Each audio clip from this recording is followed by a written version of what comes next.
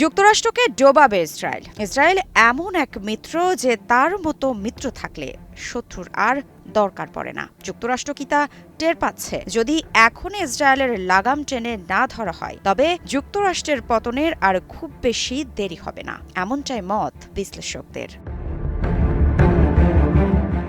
মধ্যপ্রাচ্যের ভূ রাজনীতিতে আবারও অনিশ্চয়তা ঘনীভূত হচ্ছে। সাম্প্রতিক উত্তেজনার প্রেক্ষাপটে ইরান স্পষ্ট বার্তা দিয়েছে, ইসরায়েলকে নিয়ন্ত্রণে আনা না গেলে তারা যুদ্ধবিরতির প্রতি প্রতিশ্রুতিবদ্ধ থাকবে না। এই অবস্থানকে অনেক বিশ্লেষক কেবল তাৎক্ষণিক প্রতিক্রিয়া হিসেবে দেখছেন না, বরং এটি একটি দীর্ঘমেয়াদী কৌশলগত সংকেত। প্রশ্ন উঠছে, যুদ্ধবিরতি কি আসলে ভেঙে গেছে, নাকি এটা শুধু বড় যুদ্ধের আগে নীরব প্রস্তুতি? সম্প্রতি ঘোষিত যুদ্ধবিরতির পরও বাস্তব পরিস্থিতি শান্ত নয়। বিভিন্ন সূত্র অনুযায়ী সীমিত আকারে হামলা ও পাল্টা হামলা অব্যাহত রয়েছে। এতে বোঝা যাচ্ছে যুদ্ধবিরতি কার্যত একটি নিয়ন্ত্রিত উত্তেজনা অবস্থায় পরিণত হয়েছে, যেখানে উভয় পক্ষই সরাসরি সংঘর্ষ এড়িয়ে চললেও সামরিক প্রস্তুতি অব্যাহত রাখছে।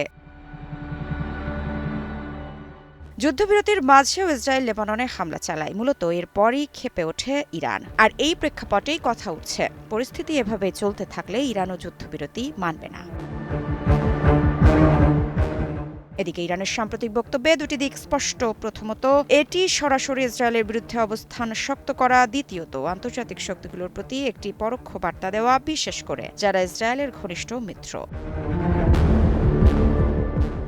বিশ্লেষকদের মতে ইরান চাইছে কূটনৈতিক চাপের মাধ্যমে এমন একটি পরিস্থিতি তৈরি করতে যেখানে ইসরায়েলের সামরিক পদক্ষেপ সীমিত হয়ে আসে, অন্যথায় সংঘাত দীর্ঘায়িত হওয়ার সম্ভাবনা রয়েছে।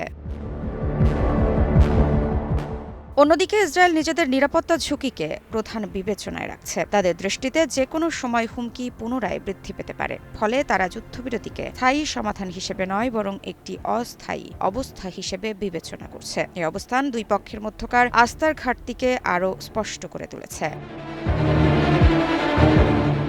কি বুঝলেন ভাই? অনলি যেটাই চাই।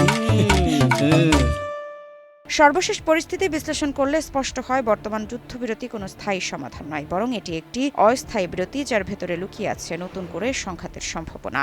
ইরান ও ইসরায়েল উভয় পক্ষই নিজেদের কৌশলগত অবস্থান শক্ত করছে। ফলে মধ্যপ্রাচ্যের স্থিতিশীলতা এখনো অনিশ্চিত এবং পরিস্থিতি যে কোনো সময় নতুন মোড় নিতে পারে।